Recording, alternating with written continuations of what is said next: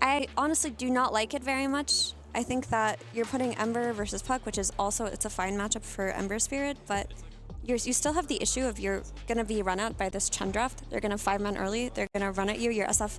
The Ember a lot of times is favored like waves 1 and 2, just because you have a little bit more reliable push and you have a better attack animation. But Yopaj gotta get ganked by 9 class. Oh, this hurts. This hurts a lot. I mean, does he have another dagger? If he does, this might be a kill. He's going to try and dodge out the Puck here. Does manage to get the orb up onto the high ground. I mean, this is a long run away from this mid lane. And yeah, he's going to try and deny himself, but it's just not there. 9 class gets the kill. And meanwhile, bottom lane Hellscream getting ran down here. Able to survive thanks to the healing from Pixie Dust. But I think right now, with how well the mid lane is kind of going for PVISION, we'll kind of see what they do with it. But, meanwhile, bottom lane, TPN from 9 class. They're going to just put the pressure onto Divine Llama, find themselves a nice kill here. Good rotation. I mean, 9 class is in all 3 lanes. Yep, he's everywhere. I mean, where he isn't is top. I'll True. give DM that, because DM would agree with this. He would very much disagree with this statement, because he's suffering heavily on the top lane. He maybe wishes 9 class was top, actually. Anybody else? It tells the plan. Yeah, it does, right? The plan is to shut down Yopaj and Divine Llama. Yep. Bottom lane, he does have that Funhouse mirror to try and make a little bit of space. They do trade 1 for 1, but Ducalis is doing a ton of damage here as well. I don't think he anticipated so much damage. It was quite surprising, like the Helix into the Shadow Realm. But you know, if you think about it, like from a tactical perspective, like you shut down the Axe, you shut down the Ember, who's left? The SF. But the SF's gonna get Doom and play around the SF, which I like a lot. He's level 6. He has the siege creep. If he can cross the tower line, he's gonna be able to contest the Wisdom. Okay, which is a really big chance deal. is out. DM pretty dang slow here. Doesn't have another raise to continue, but it will force him away. He's going to pop the salve here to make sure that he can try and fight for this, but they've also rotated top here on the Dark Willow. Meanwhile, Ducalis just sneak into the other side. So it is just going to be a trade here. And now the Coil will manage to actually catch the Shadow Fiend. He's going to be forced to go for the Requiem, but gets silenced up. Yopaj with a nice chains onto these heroes, but it's not enough to find the kill. He's going to chase, try to finish the job here on a 9 class. The Strongman Tana keeping him alive for now, but they do manage to trade 1 for 1 here. The SF, however, the much more valuable kill. Oh yeah, they're definitely not happy with that on Shopify's side. Timado could have went left and just played a little bit safer. He ends up dying for the Wisdom, which could be good if they didn't lose their own. And with it, they will still be able to defend this mid lane tower. Yeah, and of course, it's all about the Dawn ulti, like, which is why this Puck is playing so aggressively in their face. Yeah, there's a Doom now, though. It's not looking great anymore, as that's just going to quickly handle the Ember. And with the Dawn ulti, like you said, they bring the whole team mid. They'll get the tier 1 tower. That's unfortunate. So a little bit of catch-up time on the Dire side. I mean, the Ember's like working towards the Blade Mail, and she's doing Ench things. That sequence is, you know, I think they're pretty happy with it. Bottom lane here, trying to go for the fear into the Wheel of Wonder, but Divine Llama just cannot stand his ground here against Satanic. They even commit DM's ult as mid lane. The Coil is going to come through to try and punish this Ench. She's a tanky hero. Oh, he's not the Coil. But should have enough magic damage. Yeah, with the Coil snap, that'll be enough. And Hellscream manages to take down Satanic, so the Doom falls. That is a really big kill that they got. And same can be said for Divine Llama. Like, it's not such a bad lane that he entered, especially with the help of a Willow. And he's just so far away from his Blink Dagger. He needs almost 2k gold, and I just don't know if he's ever going to get that. They're going to try and bring some heroes down here to get 9 class. Dawnbreaker's ult is coming in. He's got the Strongman tonic. Suddenly, 9 class very tanky, but in comes Yopaj. Terrorize onto 2. Can Divine Llama get the Culling Blade? He doesn't manage to get the first. A lot of damage coming in from DM, especially with the help of the Blade Mail. Here comes Puck. Coil onto 3. He's got an Arcane Rune to boot. Uh-oh. Shopify, did you chew off more than you could swallow? We'll see. Yopaj. I don't think that's what he meant. He's not making out of this one. Not with Satanic, yeah. Oh, Yopaj's not going to be happy with this remnant usage for sure. And no one is accelerating at the speed of light right now. This Puck is completely out of control, actually. Just greeting out for an early Parasma. And that amount of damage, I don't know how you deal with. No, you just don't. Honestly, you just don't. I mean, they have this SF, yes, it is true, but at the same time, there's the Doom that we haven't seen in a while, but SF is meant to play Doom. nature of the team fights, and this Ange is gonna die again. Yeah, does get caught from the taunt there. Does manage to find Hellscream as well as he tried to make a play here onto no one, but the supporting cast of PVISION was ready and waiting. You know, the casters were, the panel was mentioning that, you know, it's not an easy Ange game. Like, who is he going to, but the damage is done. There's really no lane that Shopify is allowed to enter in, honestly. They're just being hunted everywhere they show. Boyle is back in 25, so they don't have that yet. That is an Atos reveal from 9 class mid, and it's just going to set up an easy kill onto Yopaj. If you're not even going to need the coil to kill this Ember, it's looking rough. And are they looking for Roche now? They have the drums on the chat. 16.5-minute Parasma. That's got to be one of the fastest of the tournament. That's insane. Yeah. He actually went Parasma over Blink Dagger. Yeah. I mean, you've gone for this like BKB on your SF. You have your Axe with your Blink. Like, you feel like you absolutely need to get active and soon coil into the Dawnbreaker ult. You called this one so long ago. We finally see it actually connect. And yeah, that Ember Spirit doesn't even look like, he looks like a support. He just can't show his face at all this game.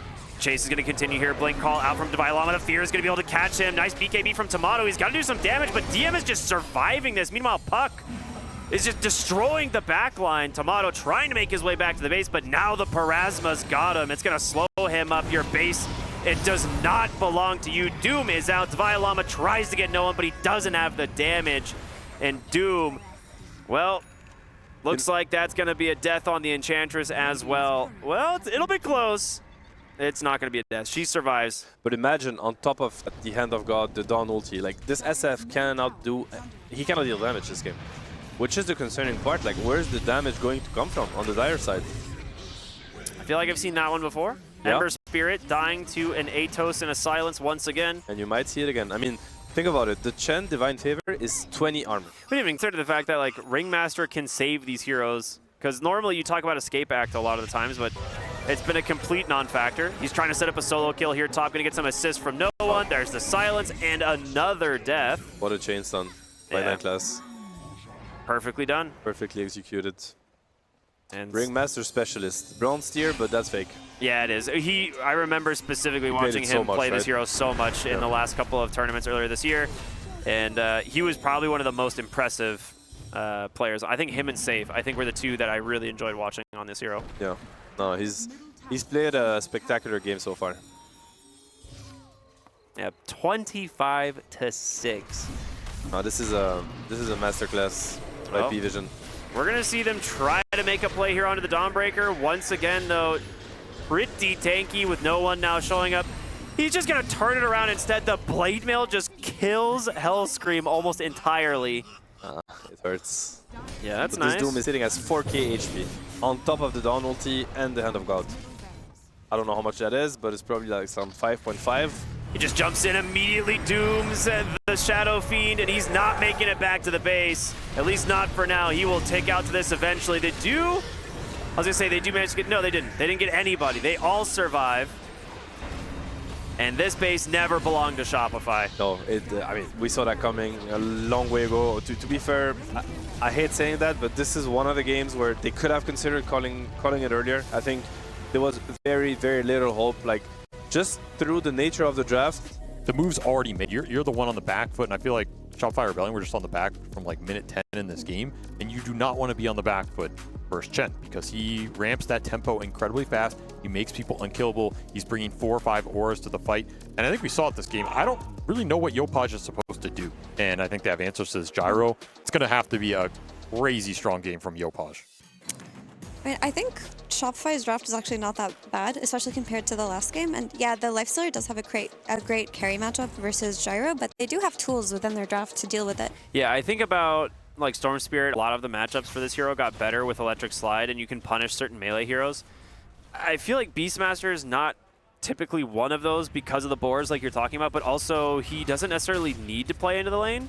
Top side, Ducalis, Redemption. He's dead. That is first blood for Devilama. And it feels good. If you're a Shopify fan, it feels good to finally see something going their way, especially in the early game. I think they've had really rough starts, and this is what they need. They need the Sledgetrack to get the levels. They need the Axe to get the levels. They need to get off to a hot start, and then they can do it. They have the draft that allows it.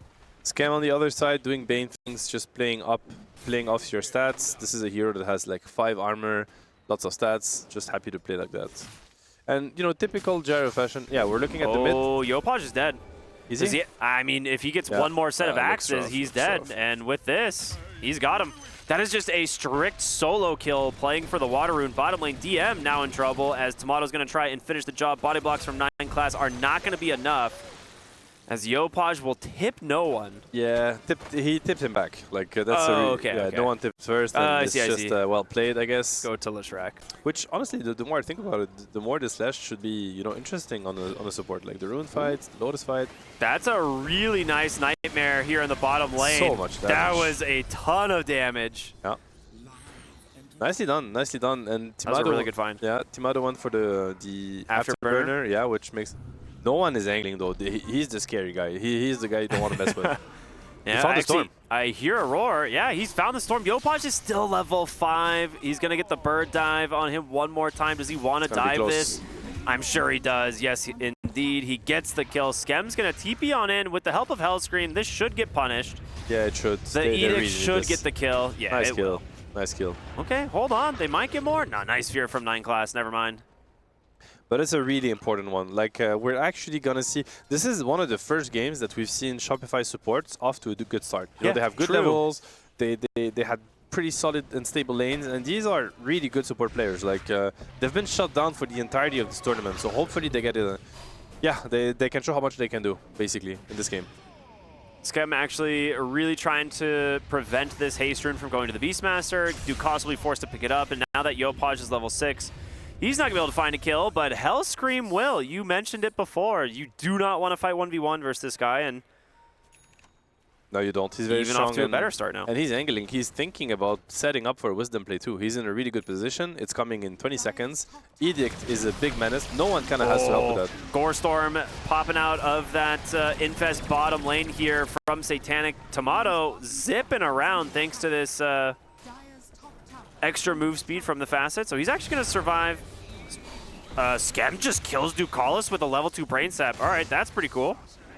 So they do manage to catch the Lesh. They punish him for it. Rotation comes out from no one. Yeah, amazing play by no one. Yeah. Amazing presence of mind to understand that the Lesh is setting something up. He just is the real hero in this whole sequence. He's been cutting waves, 2 neutral creeps like the entirety of the time. He's sitting at 70 CS, which is massive for a 7-minute mark. They might get the Lifesteal here if he gets the call. No infest. Yeah, it's going to be very close. He just needs to close the gap, but okay, never mind.